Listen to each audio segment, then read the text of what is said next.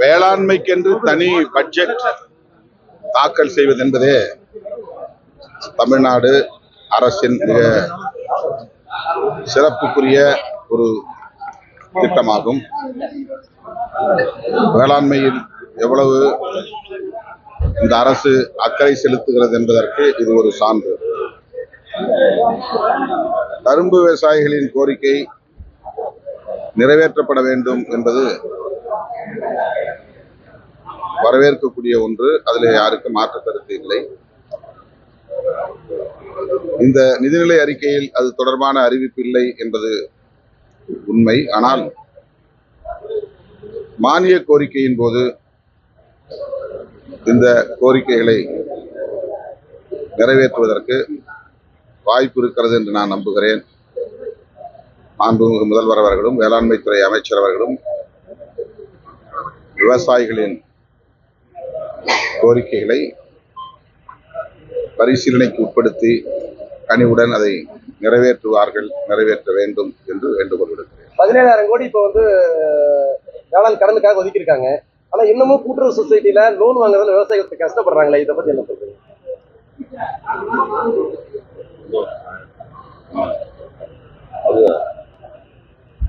இப்போ 1774 கோடி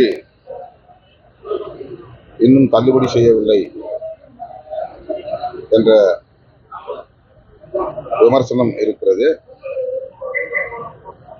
மத்திய அரசு தமிழ்நாடு அரசுக்கு தர வேண்டிய நிதியை தரவில்லை. அதை சுட்டிக்காட்டுவதற்கோ கண்டிப்பதற்கோ தமிழ்நாடு பாஜக தலைவர்கள் தயாராக இல்லை.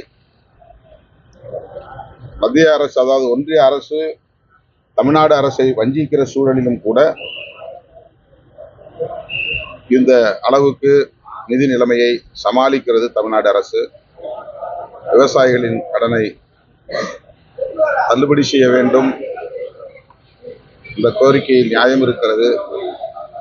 அதை தமிழ்நாடு அரசு பரிசீலனை செய்யும், தள்ளுபடி செய்வதற்குரிய முயற்சிகளை மேற்கொள்ளும் என்று நம்புகிறேன். வேளாண் பட்ஜெட்ல 40,000 கோடிக்கு மேல நிதிநிலை அறிக்கை சொல்லியிருந்தாலுமே இப்ப பெரம்பலூர், அரியலூர் மாவட்டத்துல பாத்தீங்கன்னா சின்ன வெங்காயம், அடுத்தது மக்காச்சோளம், அங்க முந்திரி, இதுக்கெல்லாம் ரொம்ப குறைவானது. ஒரு மாவட்டத்துக்கு கூட பத்தாத அளவுக்கு நிதி ஒதுக்கி இருக்கிறாங்க அதனுடைய வளர்ச்சிக்காக. நிதி பற்றாக்குறைதான்.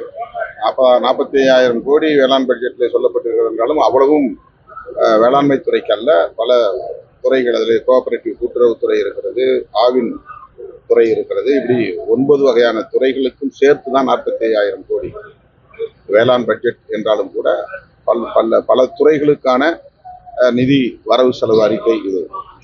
எனவே இந்த பற்றாக்குறை இருக்கத்தான் செய்கிறது. இவற்றையெல்லாம் கருத்திலே கொண்டு மானிய கோரிக்கையின் போது நிறைவேற்றுவதற்கு அரசு முன்வர வேண்டும் என்று கேட்டுக்கொள்கிறேன். அதே மாதிரி ரிசர்வ் வங்கி சமீபத்தில் அந்த விவசாயிகள் வாங்குற கடன்களை அசலும் வட்டியை சேர்த்து கட்டினாதான் நகையை திருப்பி வைக்க முடியும் ஒரு புதிய இது கொண்டு வந்ததுனால ஏழை எளிய விவசாயிகள் 1 லட்சம் 2 லட்சம் வாங்கினவெல்லாம் ஒரு தடவையும் திருப்பி வைக்கும் போது அந்த 2 லட்சத்தோட அசலோட கட்டுறதுக்கு தடுமாறுறாங்க. அந்த புதிய கொள்கை சம்பந்தமா நீங்க பாராளுமன்றத்தில் வலியுறுத்தலாம். இது தொடர்பாக இந்திய ஒன்றிய அரசுதான் முடிவெடுக்க முடியும் என்கிற நிலையில் கட்டாயமாக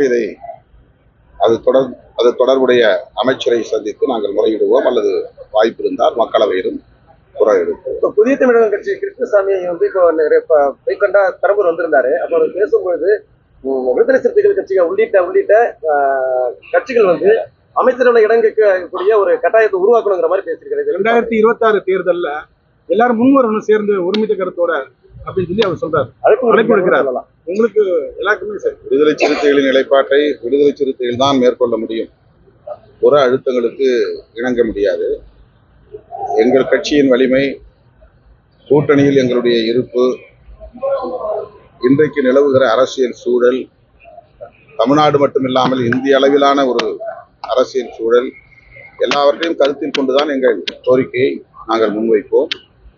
எங்களுடைய நலன் மட்டும்தான் முக்கியம் என்று இல்லாமல் ஒட்டுமொத்தமாக மாநிலம் மற்றும் தேசம் ஆகியவற்றின் அரசியல் சூழல்களையும் கருத்தில் கொண்டு நாங்கள் உரிய நேரத்தில் உரிய கோரிக்கைகளை எழுப்புவோம். தமிழக மீனவர்கள் தொடர்ந்து சிறைபிடிக்கப்படும் தொடர்பில் அடுத்த வாதம் பிரதமர் இலங்கை போறாரு.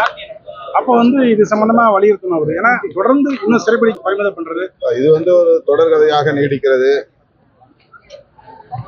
தமிழ்நாடு அரசும் இது தொடர்பாக பல தீர்மானங்களை நிறைவேற்றி மத்திய ஒன்றிய அரசுக்கு அழுத்தம் கொடுத்திருக்கிறது. இந்திய ஒன்றிய அரசு இந்த பிரச்சனையை முடித்து வைக்க வேண்டும் என்பதிலே ஆர்வம் காட்டவில்லை. இது ஏதோ தமிழ்நாட்டு பிரச்சனை என்பதை போல கண்டும் காணாமல் இருக்கிறார்கள்.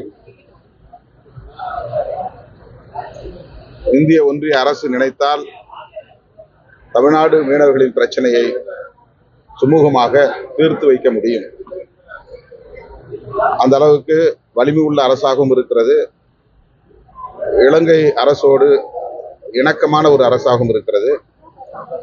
ஆனால் தமிழ்நாட்டு மக்களின், தமிழ்நாட்டு மீனவர்களின் பிரச்சனைகளை ஓரவஞ்சனையோடு அணுகுகிறது என்பதுதான் இந்த பிரச்சனை தொடர்வதற்கு காரணமாக நான் பார்க்கிறேன்.